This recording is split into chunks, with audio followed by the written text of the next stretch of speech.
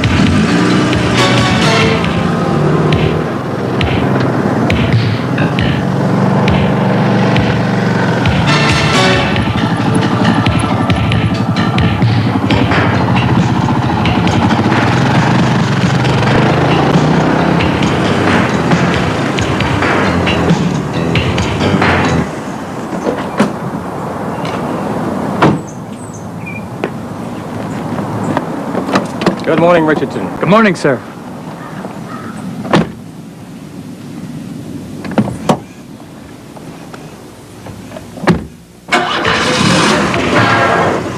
During the past 3 weeks. The time is 7 o'clock. Good. Right on New time. outbreak of terrorism has Western officials searching for clues to the identity of the groups that are responsible for acts that have left 10 people dead and scores injured. Complete details in 30 minutes. Now back to music.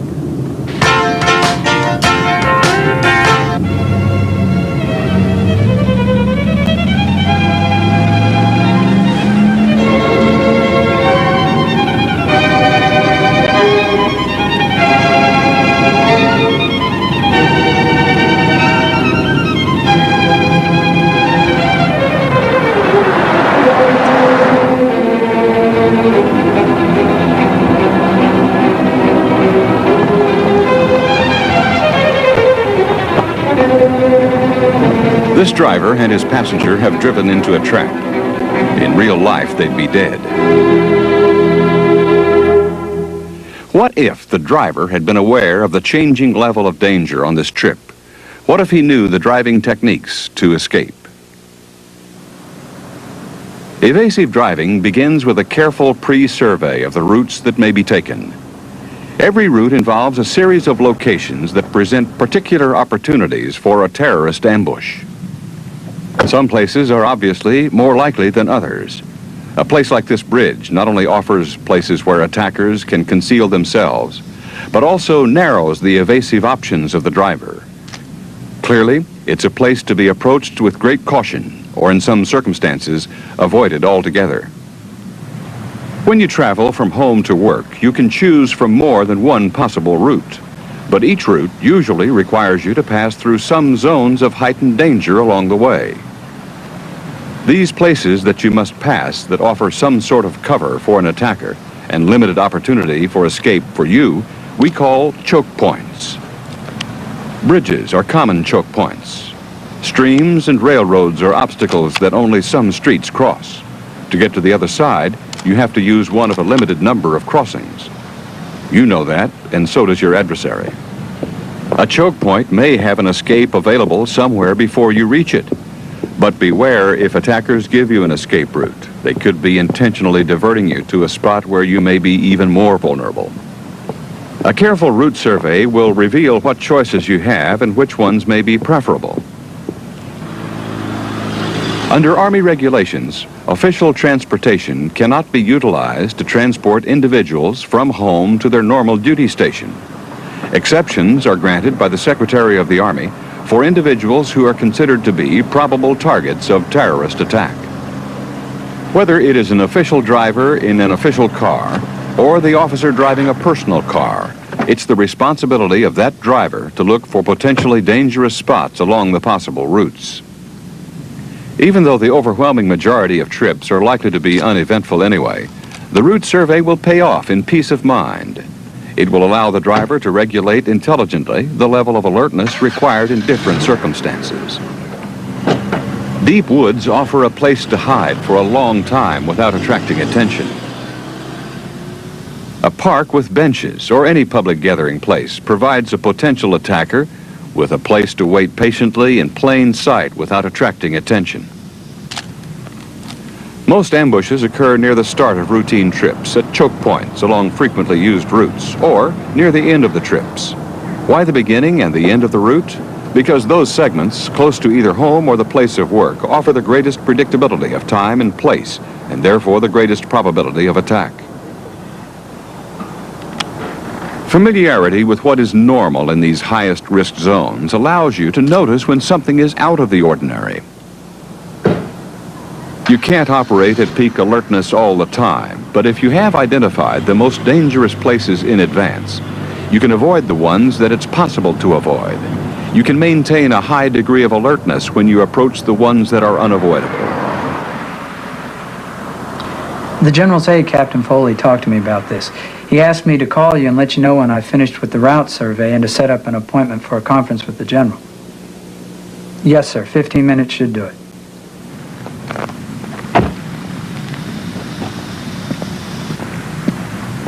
A careful route survey is your opportunity to anticipate how a terrorist group might try to attack you. It's your own surveillance program. A route survey is a complex what-if game.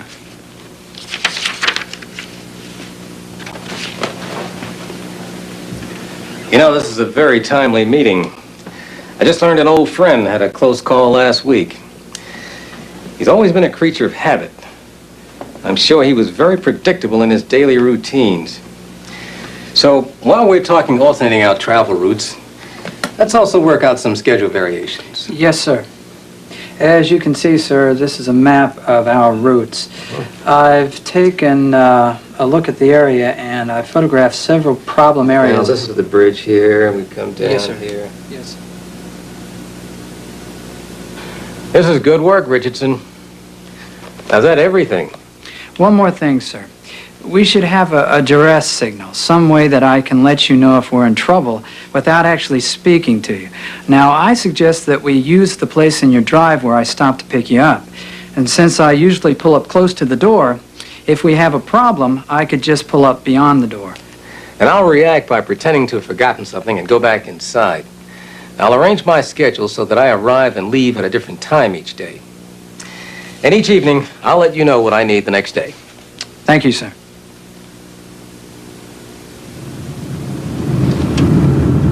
Early. Good. Never saw that van before. Let's just check out the neighborhood. See if anybody's waiting for us. When you've already identified a place as a choke point, you can use extra care as you approach it. The bus stop is one of the places where someone could wait for you without attracting attention.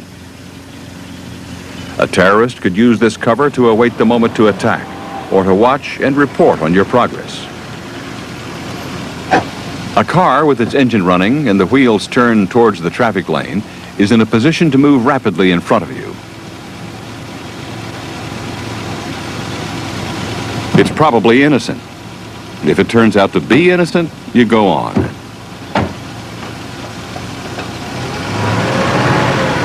It was worthwhile to have taken that extra minute.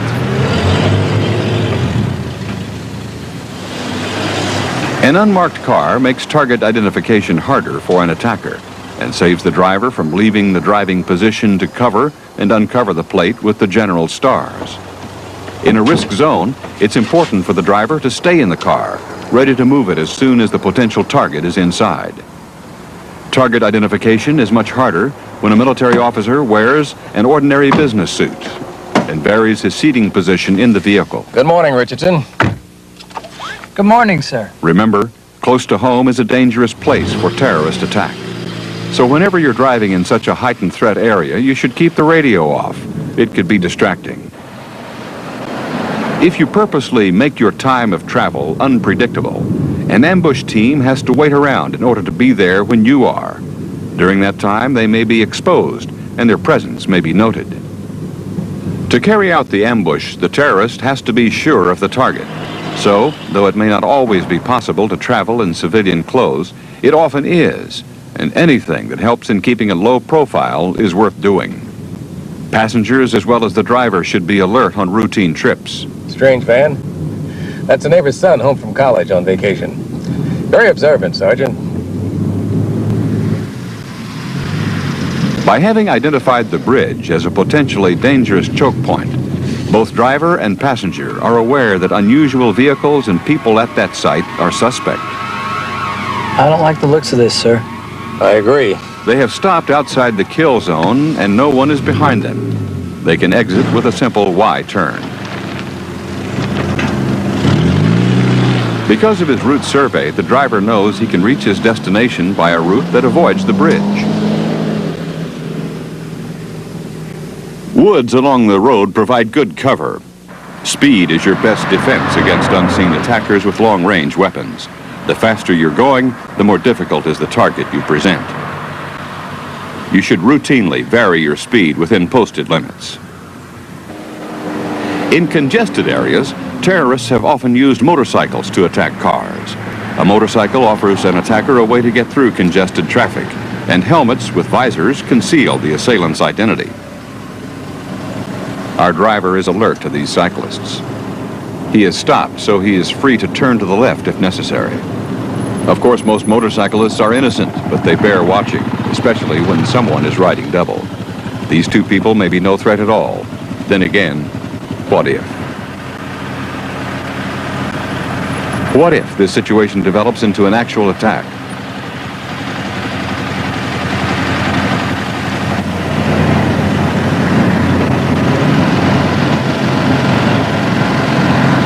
Get down, sir.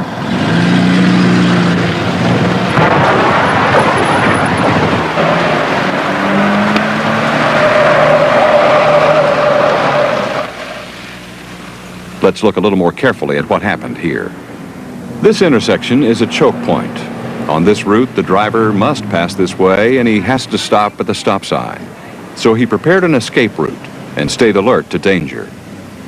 He moved to the left of the innermost lane as he approached the stop. He stopped, leaving turnout space between his car and the one ahead, but not so much room that someone else could pull into it. If he needs to move, he can turn into the lane to his left. When he was unsure of the cyclist's intentions, he turned his wheels to prepare for a quick escape and to send a signal to the cyclist that he was prepared for trouble. When weapons were presented, he reacted immediately, using his car as a weapon and escape vehicle.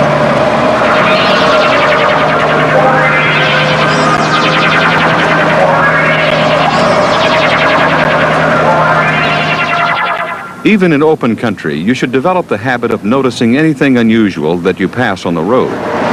At open road speeds, you may have to react very quickly. Car's on schedule. And here, your life may depend on your being able to perform some more demanding maneuvers than the average driver knows how to do. And no one should try them without behind-the-wheel instruction. Look ahead, sir. The driver and his passenger are at risk, and there is no time to waste. No time for the driver to think over what he should do. It's roadblock, sir. I'm gonna bootleg.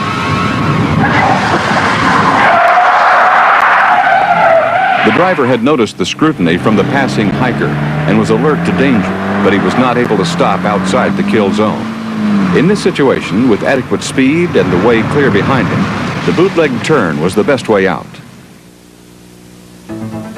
Even if you were being followed close behind, the bootleg would turn you 180 degrees and into the other lane, out of your pursuer's way, and headed in the other direction.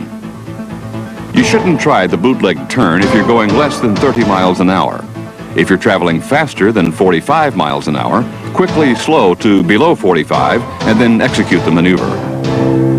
You'll have to keep the release lever for your parking brake tied up so that when you lift your foot, the parking brake releases like your regular brakes. Of course, your parking brake has to be good. And you never step on the regular brake pedal during a bootleg turn. The parking brake locks the rear wheels only and makes them lose traction.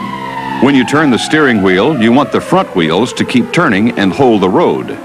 When the rear wheels lose traction, the rear end of the car swings around the front wheels. And as soon as you're headed the way you want to go, release the emergency brake and accelerate.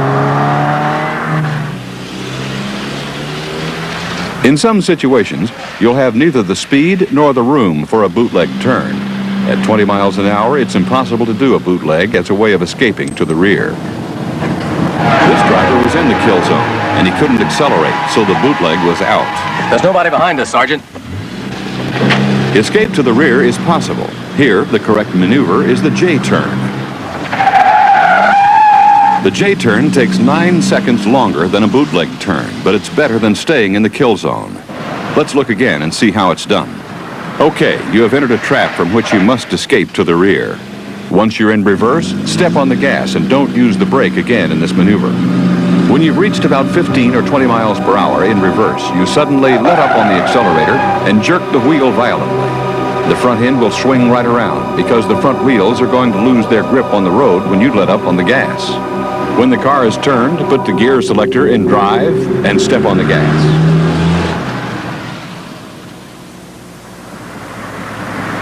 The bootleg gets you turned around at road speeds.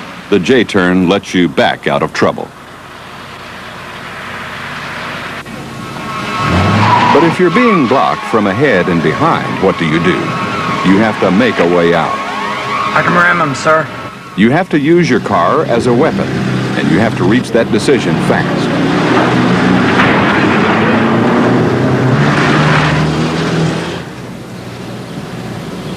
A car is heavy, but its only contact with the ground is 4 small patches of rubber, and you can move it. When you're suddenly blocked, you probably will hit your brakes. The ambush team will expect you to freeze. Instead, you gun it right at their wheel and axle to transmit maximum sideways shock to those patches of rubber. When you suddenly accelerate right at the strike zone, they'll be the ones surprised, and that will interfere with their marksmanship. Worry about your radiator later. For most people, the hardest thing about ramming is not to step on the brake, because as long as you've been driving, you've been training yourself to avoid collisions. But when you're ramming, you've got to keep moving. There are some things that you won't be able to move with your car as a ram. For example, these cars facing you lined up head-on. But still, if you stop, you're dead. Knowing what your car can do gives you an advantage over your attacker. I see him, Sergeant. You can escape in ways they have no reason to expect you to try.